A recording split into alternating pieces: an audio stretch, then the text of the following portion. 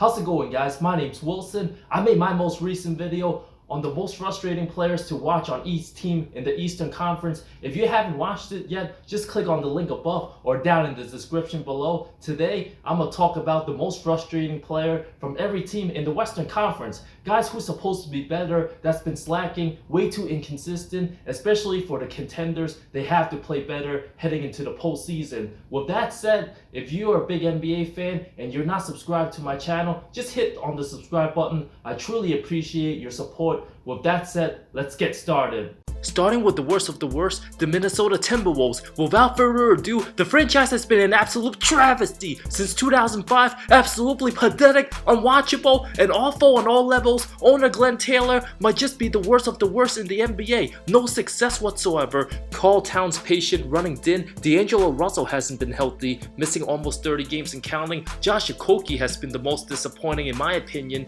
36 games played, averaging under 5 points, 2.5 boards, and abysmal 35% from the field, 23 from 3. The 22-year-old was supposed to show solid potential. Given his hustle, his first 2 seasons looked bright at first, but regressed and downplayed his potential this year. First 2 seasons, his number better in every major statistical category. 8 points, over a steal, drew 136 games. Seemed promising, but way too inconsistent. Started 21 games. Any player to average under 5 points starting this many games won't help his team win that many. I can make a whole list of disappointing players from the Wolves, including Ricky, who still can't shoot. Rubio, 8.7 assists, under 39% from the field as the starting point guard. Jared Kluver hasn't been good either, another one who could have been on this list, but only his second season. The franchise will be in position, drafting Cade Cunningham. Team has no identity, lack of front office and leadership. The lack of chemistry from this team, painful to watch. The Houston Rockets, the answer is John Wall. Not trying to be too harsh here, the $44 million man hasn't been fully healthy. Best days appeared to be behind him.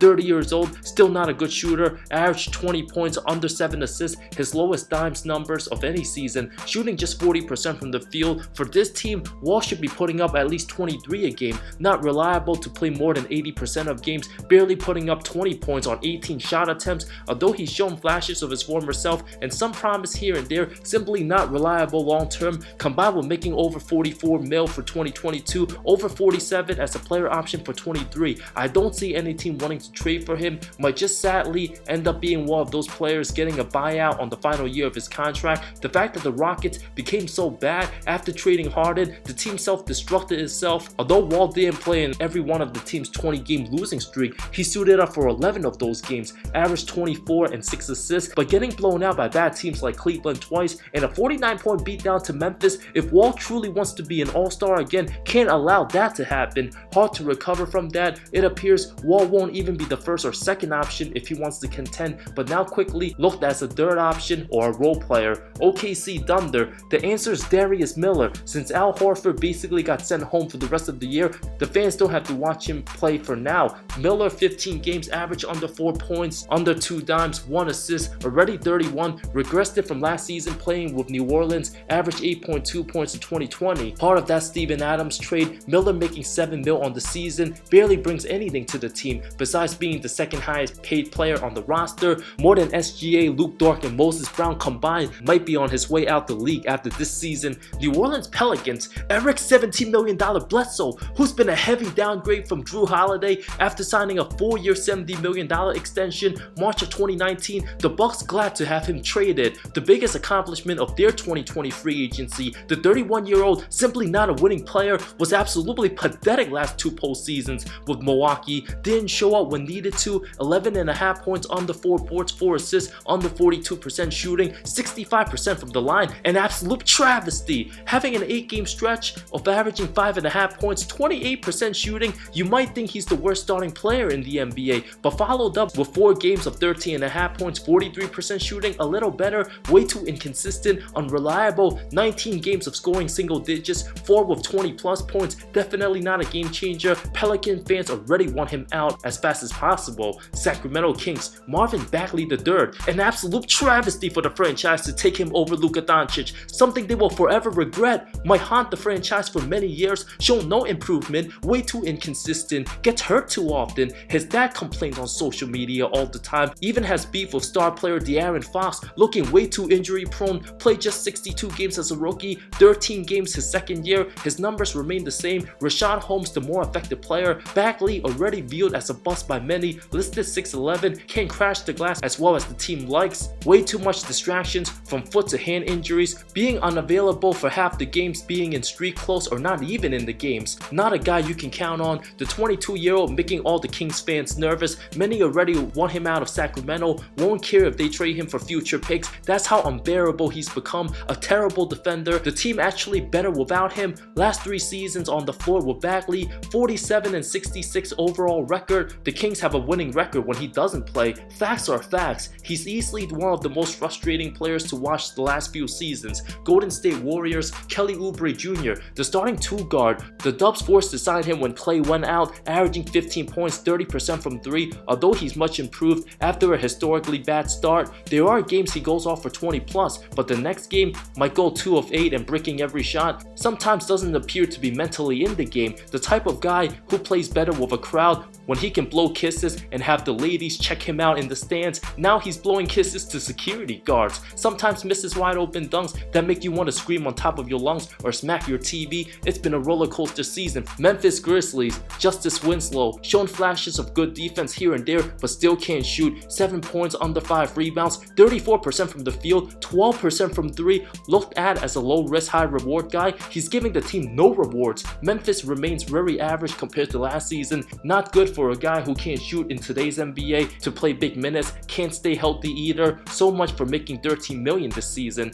San Antonio Spurs, it was LaMarcus Aldridge, but I'm going with Jakob Poeltl from Austria, averaging 8 and 8 on the season, 63% from the field, but still very sloppy. I put him on this list since the franchise gave him 3 years worth $27 million, hasn't developed into a solid player yet, still below average for a starting center. The fact that he airballed 2 straight free throws in an NBA game should be fine for that. Not that aggressive finishing around the rim, very passive at times. Back when he was playing for the University of Utah, when I seen his name on mock drafts, I didn't know how to pronounce it, so I used to call him Jakob Poeltl. Silly me. I also like to include Derek White, who is averaging 14 points a game, but shooting under 40% from the field, doesn't look as explosive as compared to last season. His hype train kind of got derailed. The Dallas Mavericks, a close call between Kristaps Porzingis and Josh Richardson, because KP is supposed to be the second true star and once viewed as a franchise player, combined with his ridiculous contract, making nearly 30 mil on the year,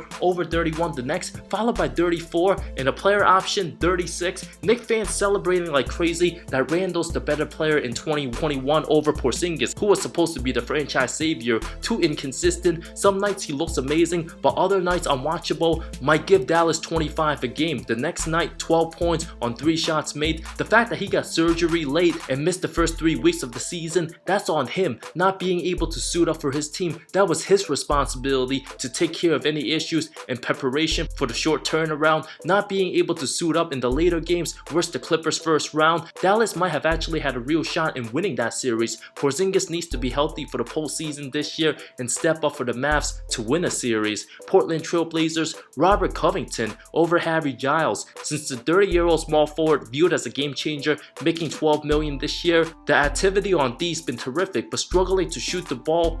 Averaging 9 points, the worst since his rookie year. 41% from the field, won't cut it. Fans cheer when he makes a nice defensive play, but gets frustrated when he misses multiple wide open threes. If Portland wants to make a postseason run, Rocco needs to simply shoot better.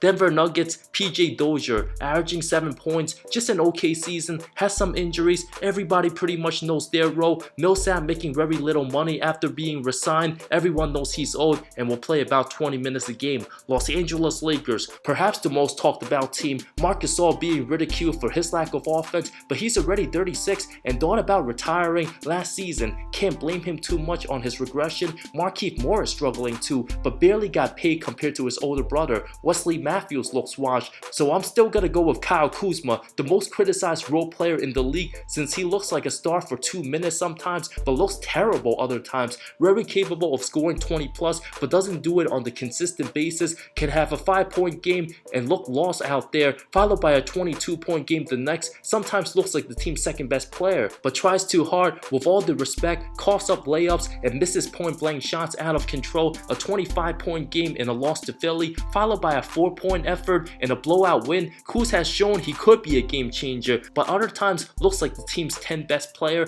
Very unpredictable, which is why he frustrates the heck out of Laker fans most. The Los Angeles Clippers. The answer many might say is Paul George, but it's not playoff P time yet. He's the team's second best player with all the respect, but stinks from time to time, still very passive, has many weaknesses in this game. Clipper fans praying right now he shows up in the postseason. But the most frustrating, Reggie Jackson. Since Pat Bev misses many games, Jackson actually started more than half of them. Makes poor decisions, continues to be out of control, travels and throws the ball away too much. The fact that the team hasn't playing in crunch time, an absolute travesty. Still way too erratic, a bootleg version of a struggling out of control Eric Bledsoe. The Clippers begging to lose when Jackson plays late minutes, makes too many careless mistakes, a head scratcher. The team had no choice but to give up 2 second-round picks and Lou Will to add Rondo because they need a point guard that desperately because of the awfulness of Jackson, who had some good games this season, can hit threes and drop 20 points, but also has games where he's just god-awful. The Phoenix Suns' Cam Johnson, the second-year forward, hasn't improved and remained the same player.